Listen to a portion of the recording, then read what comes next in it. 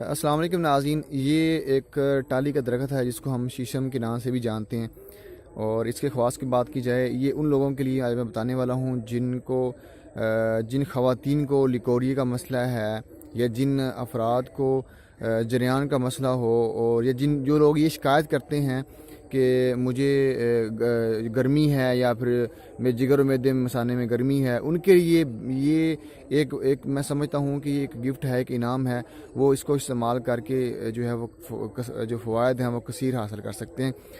اس میں آپ نے کرنا کیا ہے، اس ایک نشاندہی یہاں پر تشخیص کے حوالے سے وہ یہ ہے کہ جن لوگوں کا پیشاب پیلے رنگ کا ہو اور ان کے پیشاب میں جلن ہو تو وہ اس کو آنکھیں بند کر کے استعمال کر سکتے ہیں۔ اس کے لیے آپ نے کرنا کیا ہے، اس کے لیے آپ نے اس درخت کے پتے لینے ہیں مٹھی بھر، یعنی کہ ایک مٹھی میں جتنے اس کے پتے آ سکتے ہیں وہ آپ نے پتے لینے ہیں، اور رات کو اس کو کسی چینی کے برتن میں ڈال کر اس کو بھگو دینا، اور صبح اس کو اچھی طرح مسل کر آپ نے اس کو پن لینا۔ اس میں سے گاڑھا ایک پانی نکلے گا، وہ جو پانی ہوگا وہ بیسیکلی گاڑھا ہو جائے گا، تو وہ آپ نے اس میں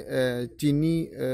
ڈال سکتے ہیں، یا پھر کوزہ مصری آپ کو مل جائے گی بازار سے، اس کو اچھی طرح اس کو پیس کر بالکل باریک کر کے آپ ذائقے کے لیے، ذائقہ بدلنے کے لیے جو ہے اس کو استعمال کریں۔ یہ تھوڑی سی تکلیف ہوگی، بعض لوگ اس کو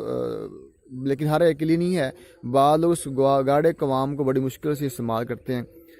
لیکن آپ اگر استعمال کریں گے تو انشاءاللہ 10 دن کے اندر اندر آپ کے جو مسائل ہیں لیکوریا جریان کے، یا پھر پیشاب میں جلن کے، یا جن کو